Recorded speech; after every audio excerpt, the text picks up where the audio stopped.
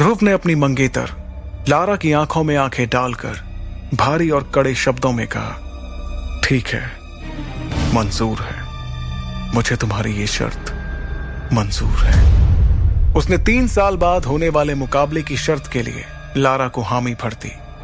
ध्रुव के इतना कहते ही लारा ने एक आखिरी बार उसे घूर कर देखा और फिर अपने बॉडीगार्ड्स के साथ शौर्य महल से बाहर जाने लगी। लारा भी हॉल के बड़े से दरवाजे तक पहुंची ही थी कि उसके कानों में एक लड़की की चेतावनी देती हुई आवाज पड़ी, रुक जाओ लारा। जैसे ही लारा ने मुड़कर देखा तो उसे गुलाबी रंग के गाउन में इरा दिखाई दी। इरा दिखने में बहुत ही खूबसूरत थी और किसी भी तरह से वो लारा से कम सुंदर नहीं थी। एक जालीदार खिड़की के पास में खड़ी इरा के चारों तरफ से सूरज की रोशनी अंदर आ रही थी, जिससे इरा को देखकर ऐसा लग रहा था मानो वो कोई स्वर्ग से आई हुई अप्सरा हो। इरा ने लारा को देखते हुए कहा, मैं जानती हूं कि आज तुमने जो कुछ भी किया है तुम्हें उस पर कोई पछतावा नहीं हो रहा होगा, क्योंकि अब तो तुम्हें ध्रुव का सामना करना ही होगा। और हां, एक बात और, कभी यह मत सोचना कि तुम अंबर दल की लीडर बन गई तो हम लोग डर जाएंगे, क्योंकि शौर्य दल में तुमसे ताकतवर लोग भी मौजूद हैं। इरा की इस धमकी को लारा ने बड़े ध्यान से सुना, लेकिन वो बिना कुछ कहे वहां से चली गई। दूसरी तरफ सभी के जाने के बाद ध्रुव ने अपने पिता अरेंद्र से पूरे भरोसे के साथ कहा, बाबा, मैं आपसे वादा करता हूं कि आज से ठीक 3 साल बाद लारा जयान और उसके पूरे खानदान को अपने किए पर पछतावा होगा। अब मैं जयान परिवार के सामने ही लारा को मुकाबले में हराऊंगा। अरेंद्र अपने बेटे ध्रुव को बेबाकी के साथ बात करते देख खुश हो रहे थे, क्योंकि पिछले 3 सालों से वो ज्यादातर चुपचाप ही रहता था।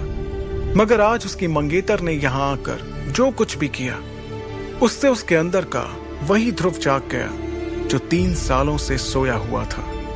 लेकिन सच्चाई से मुंह भी नहीं फेरा जा सकता था, और इस वक्त सबसे बड़ी सच्चाई ये थी कि ध्रुव अपनी शक्तियों के 3रे सितारे पर ही था, जबकि लारा की शक्तियां 9वें सितारे तक पहुंच चुकी थी। इधर शौर्य महल से बाहर निकलकर ध्रुव अभी भी लारा के बारे में सोच रहा था कि किस तरह से लारा ने बातों बातों में उसकी बेइज्जती की थी और कैसे उसने ध्रुव के पिता पर रिश्ते को तोड़ने के लिए दबाव बनाया था।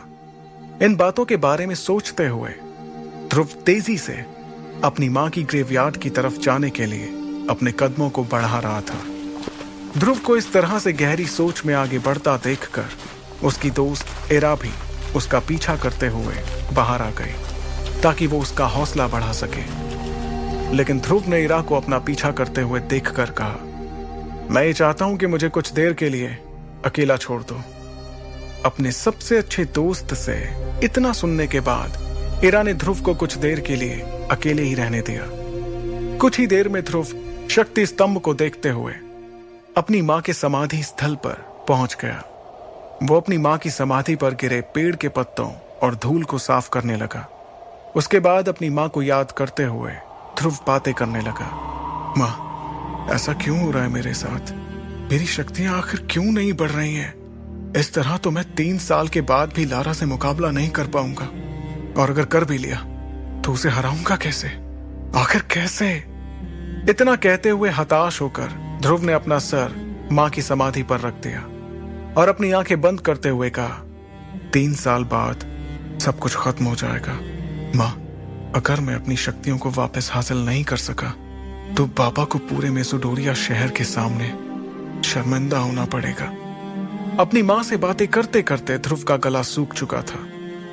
उसने अपने आप को संभाला और कहा, अब तो मां, मुझे ऐसा लगता है कि जब मैं आपकी दुनिया में आऊंगा तो आपको अपना चेहरा कैसे दिखाऊंगा, क्योंकि मैंने ऐसा तो कोई काम किया ही नहीं जिससे मैं आपका नाम रोशन कर सकूं।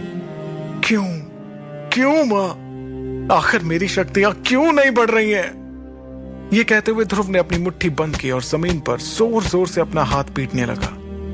वो लगातार जमीन पर अपना हाथ मार रहा था। कुछ देर बाद थक कर उसने कहा, मां, अब तो कोई चमत्कार, कोई करिश्मा ही मुझे मेरी शक्तियां वापस दिला सकता है। तभी उसके कानों में एक आवाज गूंजी, ध्रुव, क्या तुम मुझे सुन पा रहे हो? अपना नाम सुनते ही ध्रुव ने इधर उधर देखा। ध्रुव हैरान हो गया, क्योंकि इस वक्त उसकी मां की समाधि पर उसके अलावा कोई भी नहीं था। तभी उसके कानों में दोबारा वही आवाज गूंजी, ध्रुव, ऐसा लगता है कि तुम किसी मुसीबत में हो और तुम्हें थोड़ी मदद की जरूरत है। इस बार इस आवाज को सुनकर ध्रुव अपनी जगह पर खड़ा हो गया और समाधि के चारों तरफ घूम कर देखने लगा, लेकिन उसे वहां कोई भी नजर नहीं आया। तभी एक बार फिर से उसके कानों में वो आवाज सुनाई पड़ी, मुझे इधर उधर ढूंढना बंद करो ध्रुव, मैं तो तुम्हारी अंगूठी में हूं। इतना सुनते ही उसने अपने सीधे हाथ की एक उंगली में काले पत्थर से बनी एक अंगूठी की तरफ देखा। यह अंगूठी ध्रुव को उसकी मां का दिया हुआ आखिरी तोहफा था। देखते ही देखते ध्रुव की अंगूठी में हलचल शुरू हो गई, जिसे देखकर वो थोड़ा हड़बड़ा गया। उसने अपने उल्टे हाथ से सीधे हाथ को संभालने की कोशिश की, जिसमें उसने अंगूठी पहनी हुई थी, लेकिन तभी उसे अचानक एक जोर का झटका लगा, जिससे वो जमीन पर जा गिरा। देखते ही देखते उसकी अंगूठी में से एक सफेद रंग का धुआं साय के रूप में बाहर निकला। फिर उस साय ने एक बूढ़े आदमी का रूप ले लिया। अपने सामने ये सब होता देखकर ध्रुव को अपनी आंखों पर यकीन नहीं हो रहा था। ध्रुव ने हड़बड़ाते हुए उस बूढ़े आदमी से पूछा, कौन हो तुम? ध्रुव के ये पूछते ही उस बूढ़े आदमी का सफेद साया उसके चारों तरफ घूमने लगा।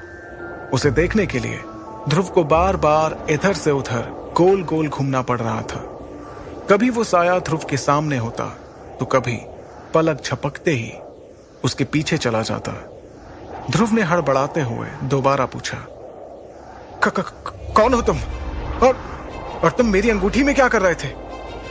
वो साया कुछ देर तक ध्रुव के चारों तरफ घूमने के बाद उसके सवालों का जवाब देने के लिए उसके सामने आकर एक जगह पर रुक गया। मैं कौन हूं यह जानना तुम्हारे लिए जरूरी नहीं है, लेकिन हां, मैं तुम्हें किसी तरह की परेशानी नहीं होने दूंगा। इतना कहते हुए वो साया हंसने लगा और फिर उसने अपनी बात को आगे बढ़ाते हुए कहा, मुझे तो तुम्हारा शुक्रिया अदा करना चाहिए। आखिर तुमने पिछले 3 सालों से मुझे अपनी अंगूठी में संभाल कर रखा और देखो, आज मुझे नींद से जगा दिया।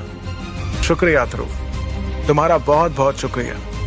तुम्हारे अंदर कुछ अलग ही बात है। मुझे अभी नहीं पता कि वो क्या बात है, लेकिन हां, वो बात कुछ अलग ही है। उस साय से इतनी बातें सुनने के बाद ध्रुव ने गुस्सा करते हुए कहा, तो तुम पिछले 3 सालों से मेरी अंगूठी में छिपकर बैठे हो। कहीं तुम्हारी वजह से ही तो मेरी शक्तियां कम नहीं हो रही थी, क्योंकि जब से तुम मेरी अंगूठी में छुपकर बैठे हो तब से मेरी शक्तियां बढ़ नहीं रही हैं। ध्रुव की इस बात पर वो साया और ज्यादा हंसने लगा। उसे इस तरह से हंसता देखकर ध्रुव ने अपने गुस्से को बरकरार रखते हुए कहा, इसका मतलब मैं सही समझ रहा हूं, तुम्हारी वजह से ही पिछले 3 सालों तक मुझे मेसोडोरिया शहर के लोगों के सामने शर्मिंदा होना पड़ा। अभी भी वो साया हंस ही रहा था, जिस पर अब ध्रुव को बहुत ज्यादा गुस्सा आने लगा और उसके मासूम से दिखने वाले चेहरे पर अब खतरनाक हाव भाव दिखाई देने लगे। वो इस वक्त इतने गुस्से में था कि उसने अपनी मां की दी हुई आखिरी निशानी की भी परवाह नहीं की। ध्रुव ने गुस्से में अपनी अंगूठी को निकाला और उसे दूर चट्टान की ओर फेंक दिया। ध्रुव को इतना परेशान होता देखकर उस साय ने कहा, सुनो ध्रुव, जो होना था वो हो चुका। अब इस तरह से तुम्हारे गुस्सा करने से कुछ भी नहीं होगा, लेकिन हां, अगर तुम मेरा साथ दोगे तो मैं तुम्हारे बहुत काम आ सकता हूं। यह बात ध्रुव को कुछ समझ नहीं आई। उसने उस साय से पूछा, आखिर तुम क्या चाहते हो? ध्रुव के सवाल का जवाब देने के लिए वो साया फिर से उसके सामने एक जगह पर हवा में रुक गया और कहने लगा, ये हुई ना बात। मैं चाहता हूं कि तुम मुझे फिर से अपनी अंगूठी में रहने की जगह दो, बदले में मैं तुम्हें। वो साया इसके आगे कुछ कहता, उसके पहले ही ध्रुव ने कहा, नहीं नहीं, कभी नहीं, कभी भी नहीं। मैं ऐसी गलती अब दोबारा नहीं करने वाला।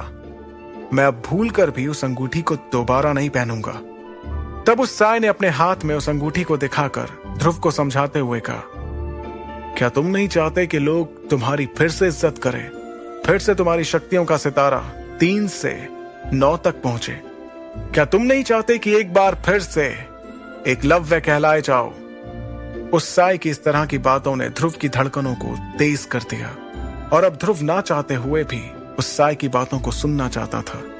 तभी उस साई ने आगे कहा, चलो ध्रुव, मैं मानता हूं कि अंगूठी नहीं पहनने से भी तुम अपनी शक्तियों को वापस हासिल करने लगोगे, लेकिन तुम भी इस बात को अच्छे से समझते हो कि अब तुम्हारे पास ज्यादा वक्त नहीं है।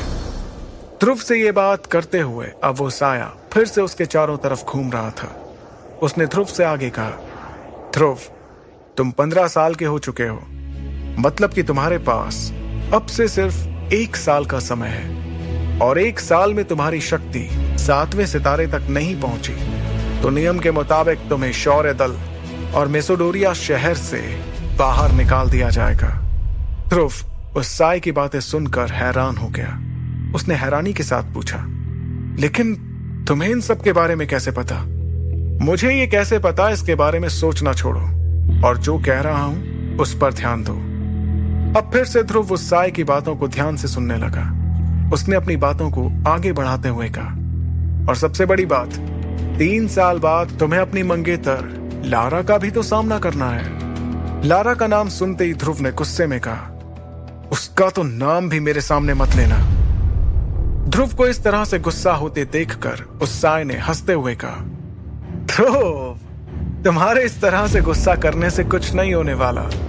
अब तुम्हें अपने सच को स्वीकार कर लेना चाहिए, और तुम्हारा सच यही है कि 3 साल बाद तुम्हें अपनी मंगेतर लारा का सामना करना होगा। इस बार ध्रुव ने आगे जाकर उस साई से पूछा, तो क्या करूं मैं? तुम्हें वो करना चाहिए जो मैं कह रहा हूं। तुम इस अंगूठी को फिर से पहनकर मुझे अपनी जिंदगी में शामिल कर लो, फिर देखो किस तरह से मैं तुम्हारी जिंदगी बदल दूंगा। मैं तुम्हें इतना शक्तिशाली बना दूंगा कि तुम अपने सामने आने वाली हर मुसीबत का सामना हिम्मत से कर पाओगे। और हाँ, डरो मत, इस बार मैं तुम्हारी शक्तियों को नहीं लूंगा।